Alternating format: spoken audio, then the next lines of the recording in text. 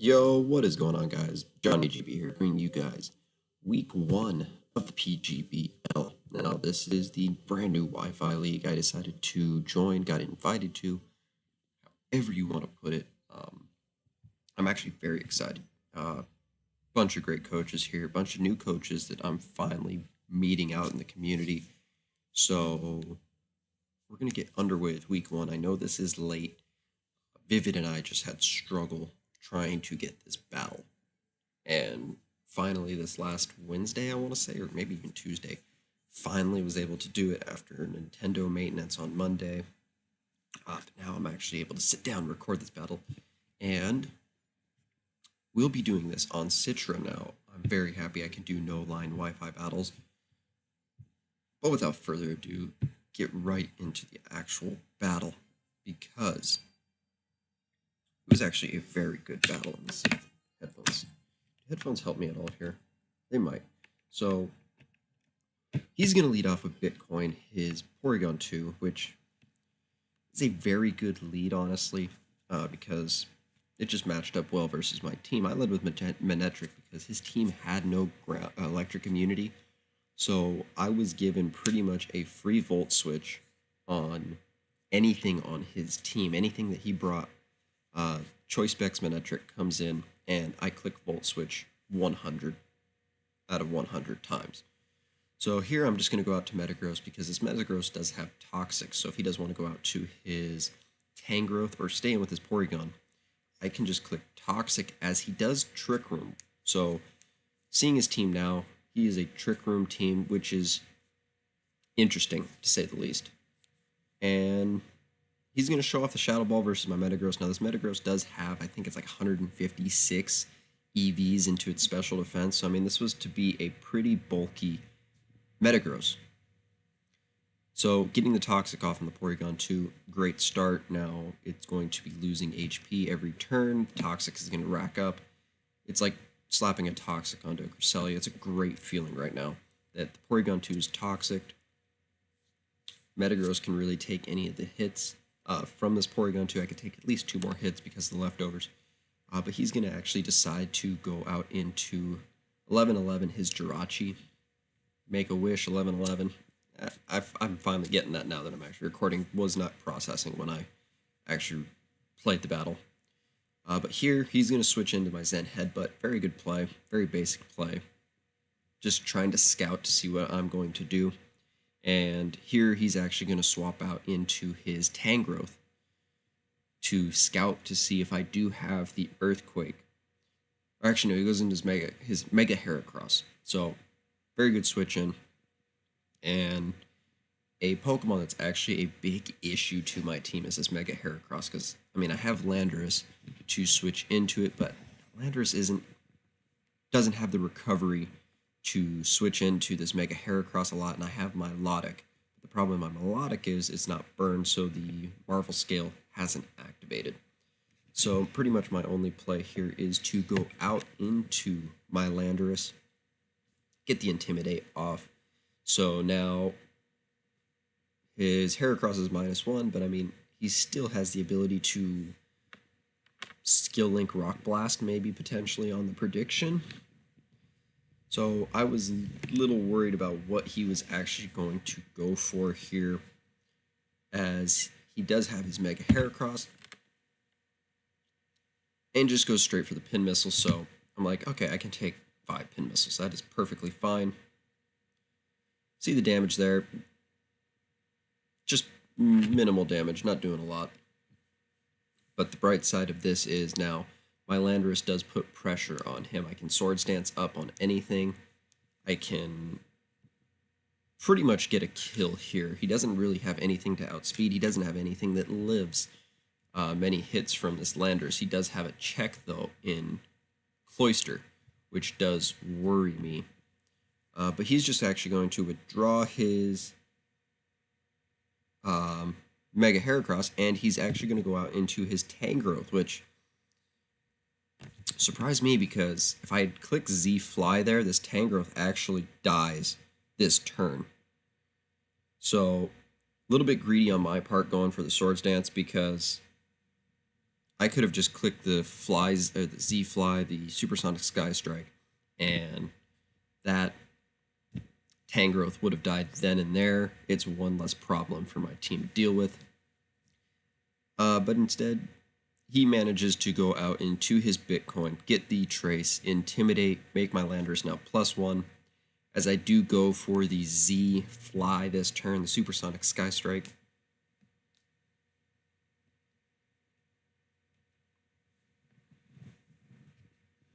And with the supersonic sky strike at +1, that Porygon 2 is dead regardless of it holding any Violite. These animations actually look fantastic in Citra. And no lag, that's the fun part. No lag is always a good thing. But Porygon 2 is now dead, and that is one check to, or one switch into my Manectric that he no longer has. Now he goes out to Nacre, the Cloyster. Now I was fearing Ice Shard here, so I immediately swap out into my Milotic because there's not much the Cloyster can do to my Milotic. I mean, it could potentially set up on it, but I do have Haze. He just goes for the Icicle Spear, so he knew he could live any hit at +1. And for me, I wasn't risking my Landorus that early in the game because Landorus can still dent his team. But you're going to see the Icicle Spears here. Not going to do much. They're doing about 8% or so, 9%, maybe 10%. You see these are doing 12%, so the 12% you'll see is very important later on in the battle, but we're going to get that Flame Orb to kick in. And with the Flame Orb kicking in now, I do take hits from the Mega Pinsir. I do take hits from the Cloyster. Eagle's going to go out to his Jirachi now, which is perfectly fine by me. I just go for the Toxic to scout just in case he maybe tried going out to Tangrowth.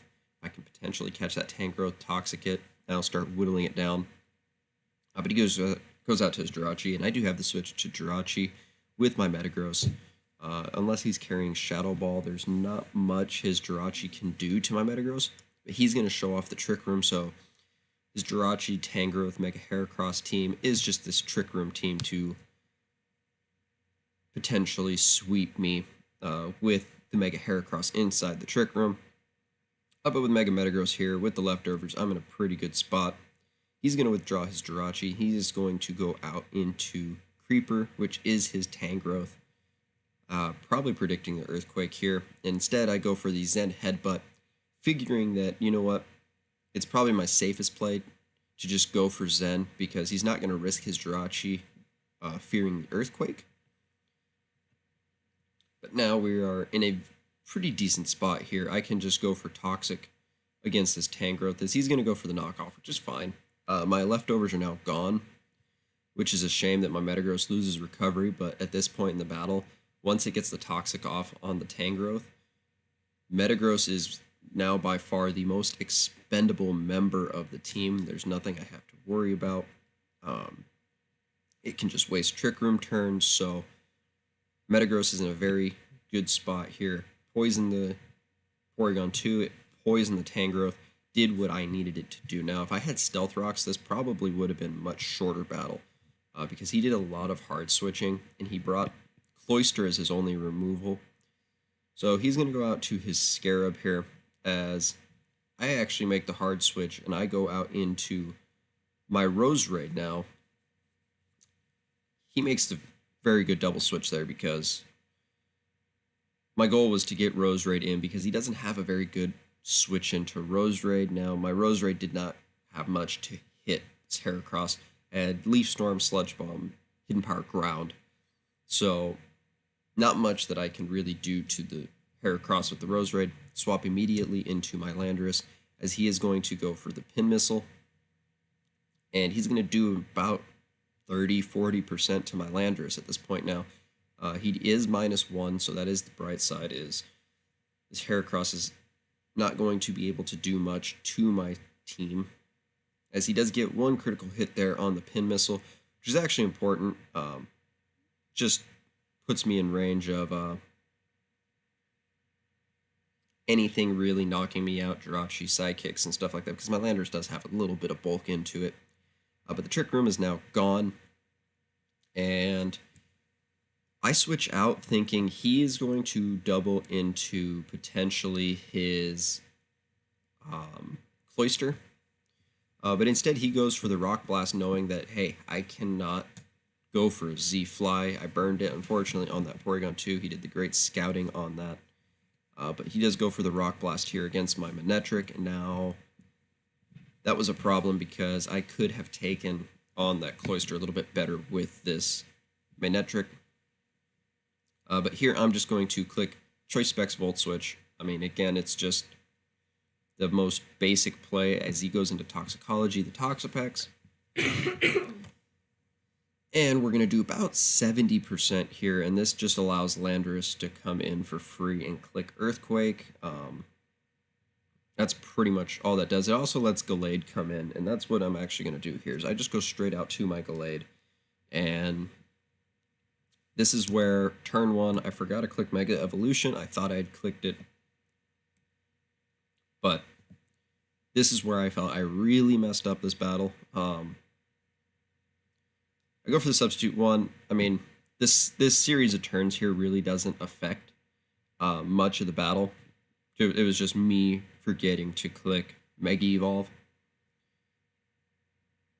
But he's going to go for a Scald. It's not going to break the Substitute. This next turn, now I'm going to Mega Evolve, and I'm going to go for the Bulk Up. And this is where I mess up, because I only go for one Bulk Up. It took him 2 Scalds to break my sub, and I do have Drain Punch on this Gallade. So I could have essentially just made this Toxapex setup fodder, set up to +4 or 5, and from there, Jirachi can't take a +4 Drain Punch. If you can't set up the Trick Room at this point, Gallade now just sweeps the rest of his team. That wasn't going through my mind.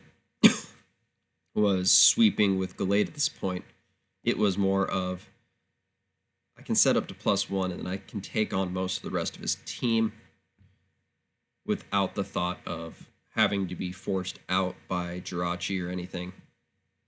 So here he's going to go for his second Scald, and he is going to finally break the sub after 2 Scalds. I'm +1. And I go for the Zen Headbutt next turn when I should have, in theory, just gone for the Substitute, set up another Bulk Up, gone for a Substitute, set up another Bulk Up, and now we're +3. Potentially +4, depending on how much HP I have left. I could have been in a very good position to essentially just sweep the game, because Jirachi, a little bit weakened, not much, but wouldn't be able to take a +4 Drain Punch, and I would get almost full HP recovery. So he's going to go out to his Jirachi. Now, I figure the Trick Room's coming. I figure he can take a Drain Punch and set up a Trick Room and then KO me with Shadow Ball or whatever the next turn. So instead, I just go for the Substitute here. That way, I'm guaranteed at least 1 Drain Punch at +1 against this Jirachi. And he does show off that he is a physical Jirachi. He's going for the Zen Headbutt. He's going to break my sub, and I'm just going to smack him with a Drain Punch. And it's going to do about 70% to the Jirachi, which is fine. Now, this is where I said if I had set up to like +4, that Jirachi's probably going down, and he probably wouldn't be able to set up the Trick Room, and I would have full HP. So, still in a good position in the battle. We're up 6-4. I can go out to my Metagross at this point because Jirachi cannot do much to it. I do not have recovery on the Metagross anymore. So, in a tougher spot now that my Metagross, whatever move I click here, is a very important move, honestly. As I'm going to outspeed, I'm going to go for the Zen Headbutt. Don't get the flinch, and he's actually going to end up U-turning on me and getting out into that Mega Heracross, which is shown to be an issue on my team. Actually, no, I believe he goes Cloister, if I'm not mistaken. No, he goes out to Scarab, so he does go out to his Mega Pinsir. Again, I just have to play the smart play here and just sack off my Metagross. Landorus can't really switch into this thing anymore. I can check it with Landorus, but that's pretty much it. So sacking off Metagross is the best play. I mean, we're up 5-4, so we're in a fantastic position still. The Trick Room is gone, so now I just have to get rid of the Jirachi. That is it. I get rid of the Jirachi. He no longer has a Trick Room setter, and Manectric has a very, very easy time the rest of this game. So I'm just going to click Fly here, and if he does go out into Cloyster, fine, that's okay, doesn't bother me. If he wants to go out to Jirachi, Jirachi's probably going to die to Fly, so I mean, I'm in a great spot there. But he goes out to 11-11, Jirachi. I do land the Fly. It's going to bring him down to about 15 HP, and he will trigger his Ayapapa Berry. So now he's about 60%, which still doesn't save him from an Earthquake. And Jirachi will actually fall here to the Earthquake, and now I'm in a fantastic spot, up 5-3. No more Trick Room setters. At this point, Manectric can come in, clean up the game. I have Milotic with the Flame Orb, so Cloyster can't really touch it. So pretty much this is essentially game at this point. There's not much he can do against my team. He goes out to Nacri the Cloyster. Here just to check me now. I could have just sacked off Landorus at this point and just have clicked Earthquake, done my chunk of damage, then go out to my Milotic. But you know, I felt pretty good in going to Milotic. Instead, he does go for the Shell Smash. So at this point, I was like, I'm a little concerned about this. Yes, I do have Milotic with Haze, but I mean, I'm still concerned about the Shell Smash. As you can see, he's going to get the +2 boosts and show that he is White Herb, so his defense and that is still the same. So I know this next turn, I'm going to have to click Haze. He's going to show off the Icicle Spear, and you're going to see the damage it's going to do at +2. Even though I'm Burn, you're seeing it's doing about 15, somewhere in that range. It's doing between 12 and 15 damage, realistically. So I'm making sure I keep tabs on that damage and how much it's actually doing to Milotic. So it's doing anywhere from 12 to 15. I'm going to go for the Haze here, so now the Cloyster cannot take me out with Icicle Spears, and I do actually outspeed the Cloyster now after the Haze, so I can click Recover here, get back up to a good portion of HP, and live the next Icicle Spear he actually tries going for. So right now I'm in a fantastic spot because Cloyster can't really touch me. He can't attack me. I mean, he has pretty much just fodder for Manectric. Now this is where I said I should have just clicked Earthquake with Landorus, done some damage to this Cloyster, then go into Milotic.